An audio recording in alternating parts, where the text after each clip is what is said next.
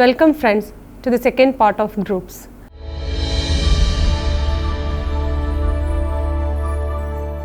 In the last session, we introduced the idea of groups. Now, to facilitate the study of groups, it is convenient to introduce permutation groups. Definition. Suppose that S is a non-empty set. A permutation of S is a bijection from S to S. For example, if S is equal to set 1, 2, 3, 4, we could define a bijection P1 by P1 of 1 is equal to 2, P1 of 2 is equal to 4, P1 of 3 is equal to 3, P1 of 4 is equal to 1. For the bijection P1 defined here, we write P1 is equal to 1 maps to P1 1, 2 maps to P1 2, 3 maps to P1 3, 4 maps to P1 4. That is 1, 2, 3, 4 maps to 2, 4, 3, 1 respectively. In the same way, we can define more bijection like this. Note that the order in which the elements of S are listed in the first row is immaterial. What is important is that below each element is its image under the appropriate bijection. Thus, we could equally well write P1 is equal to 2, 1, 4, 3 mapped on to 4, 2, 1, 3 respectively, or P2 is equal to 4, 3, 2, 1 mapped on to 1, 4, 3, 2 respectively. Definition. A permutation group of a set S is a set of permutation of S that forms a group under function composition. Example. Let S3 denotes the set of all permutation on 1, 2, 3. It is not difficulty to establish that S3 has 6 elements P1, P2, etc. P6 defined as follows. P1 is equal to 1, 2, 3 maps to 1, 2, 3. P2 is equal to 1, 2, 3 maps to 2, 3, 1. P3 is equal to 1, 2, 3 maps to 3, 1, 2. P4 is equal to 1, 2, 3 maps to 1, 3, 2. P5 is equal to 1, 2, 3 maps to 3, 2, 1. And P6 is equal to 1, 2, 3 maps to 2, 1, 3. There is a natural binary operation star which can be defined on S3, that of composition of functions. Thus, Pi Pj, where Pi Pj belongs to S3, denotes composition of the bijections Pa and Pj in the order Pi followed by Pj. For example, P3 P5 is equal to 1, 2, 3 mapped onto 3, 1, 2 into 1, 2, 3 mapped onto 3, 2, 1. That is equal to 1, 2, 3 mapped onto 1, 3, 2. This is the array representing P4, and so we can write P3 into P5 is equal to P4. Completing the Cayley table for S3 star gives P1 star P1 is equal to P1, P1 star P2 is equal to P2, P1 star P3 is equal to P3, and so on. Subgroups. Definition. Let G star be a group. If H is a subset of G and H star is itself a group, we say that H star is a subgroup of G star, and we write H star less than or equal to G star. Note that in order to be a subgroup, the subset H must be a group under the same binary operation as that defined for the group G star. Every group G star with 2 or more elements has at least 2 subgroups. Since G subset of G, G star is a subgroup of itself. Also, if E is the identity element, E is subset of G and E star is a group and is therefore a subgroup of G star. These 2 subgroups are called improper or trivial subgroups. All other subgroups, if any exist, are called proper subgroups. Theorem. If G star is a group and H is a non-empty subset of G, then H star is a group if and only if 1. AB element of H for all A, B element of H, that is H is closed under star. B. For all A element of H, A inverse belongs to H. Proof. First, suppose that H star is a group. Then clearly by definition it satisfies both A and B. Conversely, suppose that H is a non-empty subset of G and it satisfies both A and B. Then by A it is closed under binary operation. Note that by B it satisfies inverse condition. Since A and A inverse belongs to H and A into A inverse is equal to E belongs to H. Since G satisfies associative axiom, H also satisfies. Thus, H is a subgroup of G. Theorem. Let G star be a group and H is a subset of G, where H is finite and non-empty. If H is closed under star, then H star is a subgroup of G star. Proof. We are given that AB element of H for all AB element of H. To apply the result of theorem we just proved, we must show that A inverse belongs to H for all A belongs to H. Now, if A element of H, then A raised to n element of H for all n element of Z plus by the closure property. Since H is a finite set, this apparently infinite collection of terms must contain some duplicates.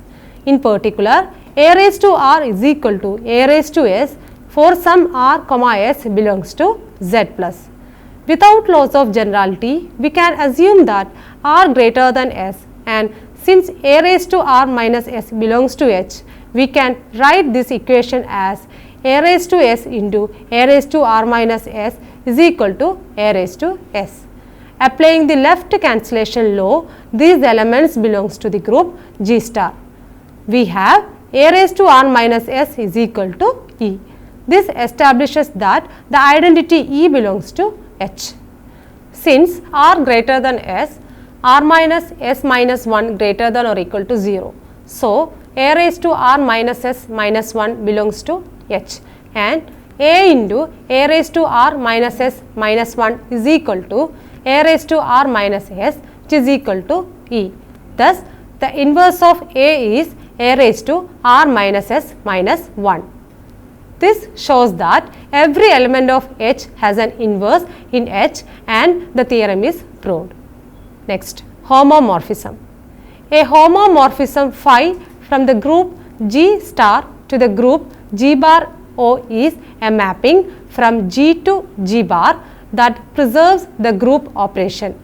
That is, phi of AB is equal to phi of A into phi of B for all A comma B in G. The kernel of a homomorphism phi from a group G into a group G bar with identity E is the set X element of G such that phi of X is equal to E. The kernel of phi is denoted by ker phi. Example, let R hash be the group of non-zero real numbers under multiplication. The mapping R hash to R hash that sends X to the absolute value of X is a homomorphism. The kernel of the absolute value mapping is plus or minus 1. Example, let Rx denote the group of all polynomials with real coefficients under addition. For any f in Rx, let f dash denote the derivative of f. Then the mapping f goes to f dash is a homomorphism from Rx to itself. The kernel of the derivative mapping is the set of all constant functions. Isomorphism.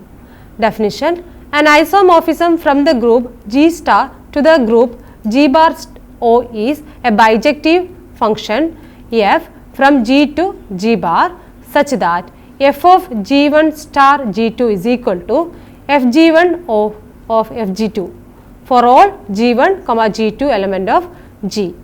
If such a function exists, we say that G star is isomorphic to G bar O, and we write as shown here. Example, consider the groups R with binary operation plus and R raised to plus with binary operation into. Show that the function f from R to R raised to plus defined by fx is equal to 2 raised to x defines an isomorphism from R plus to R raised to plus into. We have to show two things, that f is a bijection, that if x y belongs to R, then f of x plus y is equal to fx into fy. Perhaps the easiest way to confirm that f is a bijection is to plot the graph of y is equal to f of x for x element of R. This is given in the figure. Since any horizontal line through the positive part of the y-axis meets the graph exactly once, the function f is bijective. Also, f of x plus y is equal to 2 raised to x plus y, that is equal to 2 raised to x into 2 raised to y, that is equal to f of x into f of y. We have shown that f is a isomorphism from r plus to r raised to plus into. Theorem. Suppose phi is an isomorphism from a group G onto a group G bar. Then first one, phi carries the identity of G to the identity of G bar. Second one, for every integer n and for every group element A in G, phi of A raised to n is equal to phi A all raised to n. Third, for any elements A and B in G, A and B commute if and only if phi A and phi B commute. Fourth one, G is abelian if and only if G bar is abelian. Fifth one, mod A is equal to mod phi A for all A in G, that is isomorphism preserve orders. Sixth one, G is cyclic if and only if G bar is cyclic. Seventh one, for a fixed integer k and a fixed group element B in G, the equation x raised to k is equal to b has the same number of solution in G as does the equation x raised to k is equal to phi b in G bar. Eighth one, phi inverse is an isomorphism from G onto G bar. Ninth one, if k is a subgroup of G, then phi k is equal to set of all phi k, k element of k is a subgroup of G bar. Proof. We will restrict ourselves to proving only 1 and 5, not however that 4th follows directly from 3 and 6 directly from 5.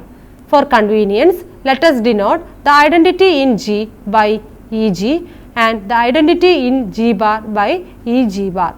Then EG is equal to EG into EG, so that phi of EG is equal to phi of EG into EG, that is equal to phi of EG into phi of EG. But phi of EG belongs to G bar, so that phi of EG is equal to EG bar into phi of EG as well. Thus, by cancellation, we have EG bar is equal to phi of EG. This proves 1. To prove phi, we note that A raised to n is equal to E if and only if phi of A raised to n is equal to phi of E. So, by parts 1 and 2, A raised to n is equal to E if and only if phi of A all raised to n is equal to E.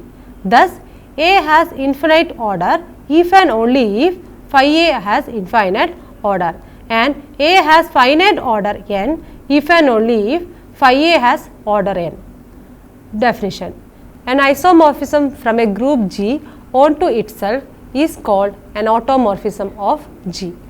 Example, the function phi from C to C given by phi of A plus Bi is equal to A minus Bi is an automorphism of the group of complex numbers under addition.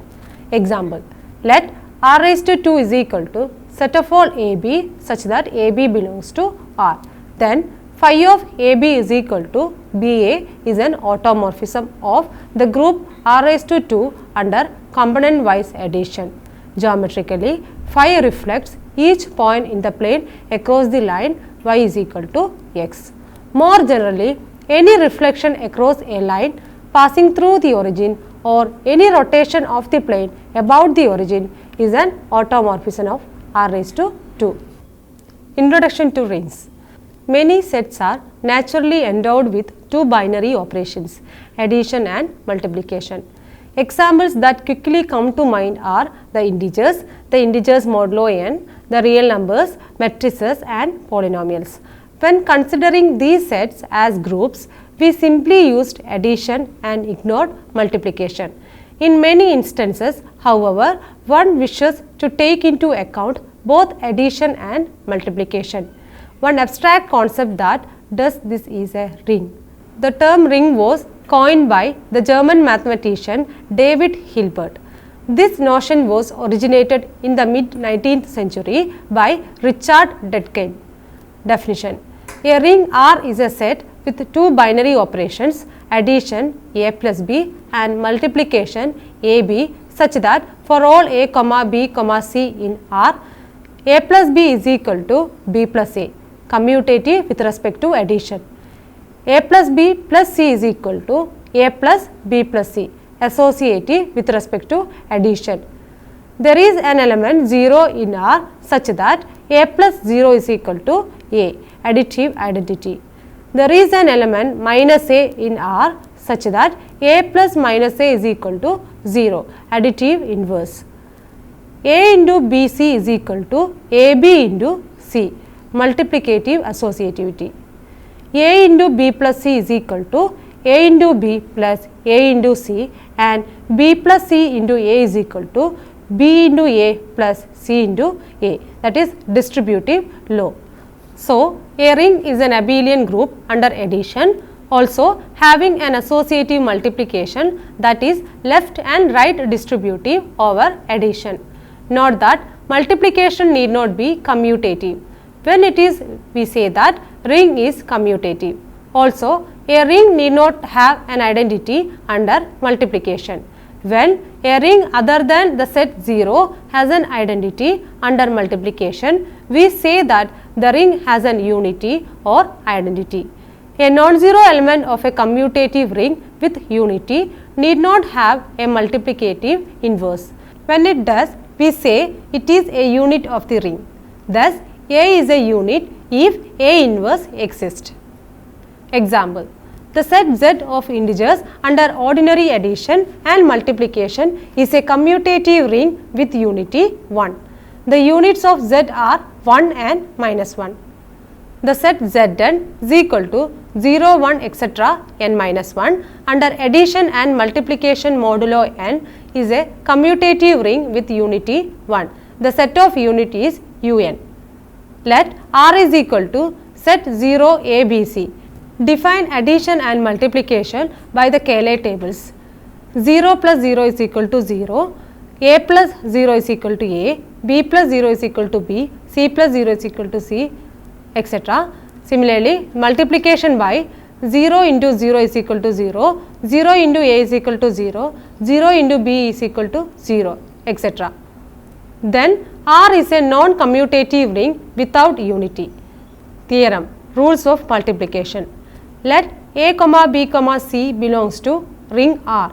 Then first one, a into 0 is equal to 0 into a is equal to 0. Second one, a into minus b is equal to minus a into b is equal to minus of a into b. Third one, a into b minus c is equal to a into b minus a into c. Furthermore, if R has a unity element 1, then fourth one, minus 1 into a is equal to minus a, minus 1 into minus 1 is equal to 1. Proof: we will prove 1 and 2 and rest is proved similarly. R is a group under addition with additive identity 0. Consider 1. Clearly, 0 plus a into 0 is equal to a into 0, that is equal to a into 0 plus 0, which is equal to a into 0 plus a into 0. So, by cancellation 0 is equal to a into 0. Similarly, 0 into a is equal to 0. To prove 2, we observe that minus of ab plus ab is equal to 0 and a into minus b plus a into b is equal to a into minus b plus b, that is equal to a into 0, which is equal to 0. So, minus of ab plus ab is equal to a into minus b plus a into b, and it follows from cancellation law that minus of ab is equal to a into minus b. The remainder of 2 is done analogously. Definition: a subset S of a ring R is a subring of R if S is itself a ring with operations of R. Just as was the case for subgroups, there is a simplest test for subrings. Theorem: subring test. A non-empty subset S of a ring R is a subring if S is closed under subtraction and multiplication. That is, if A minus B and AB are in S, whenever A and B are in S. Proof. Since addition in R is commutative and S is closed under subtraction, we know by the one-step subgroup test that S is an abelian group under addition. Also, since multiplication in R is associative as well as distributive over addition, the same is true for multiplication in S. Thus, the only condition remaining to check is that multiplication is a binary operation on S. But this is exactly what closure means. Example, 0 and R are subrings of any ring R. The set 0 is called the trivial subring of R. Next example, the set 0, 2, 4 is a subring of the ring Z6, the integers modulo 6. Now, let us summarize. In this session, we have studied different types of groups. We also learned about subgroups and its properties. We define isomorphism between groups with suitable examples. Also, we proved a theorem which gives a catalogue of properties of isomorphism and isomorphic groups. We conclude the session with the introduction of the concept of rings and illustrated with the suitable examples. Here are some assignments for you. The first one, let G be an abelian group with identity E and let N be some integer. Prove that the set of all elements of G that satisfy the equation x raised to n is equal to E is a subgroup of G. Second one, find an isomorphism from the group of integers under addition to the group of even integers under addition. Third one, prove that the relation isomorphism is an equivalence relation. Fourth one, let G be a group. Prove that the mapping G of A is equal to A inverse for all A in G is an automorphism if and only if G is abelian. Fifth one, the set 0, 2, 4 under addition and multiplication modulo 6 has a unity. Find it. Sixth one, prove that a ring can have at most one unity. Show that the set matrix A 0, 0, B, A, B element of Z of diagonal matrices is a subring of the ring of all 2 by 2 matrices over Z. Now, I can suggest you some books for further reference. Elements of Discrete Mathematics by C.L. Liu, McGraw-Hill International Edition, Computer Science Series. Concrete Mathematics, a Foundation for Computer Science by Ronald Graham, Donald Knuth and Oren Patashik. Mathematical Structures for Computer Science by Judith L. Gersting, Computer Science Press. Applied Discrete Structures for Computer Science by Dorr and Lavoisier. Discrete Mathematical Structures by B. Coleman and R. C. Busby. Discrete Mathematical Structures with Applications to Computers by Tumble and Manohar. Hope you enjoyed today's session. See you next time. Until then, bye.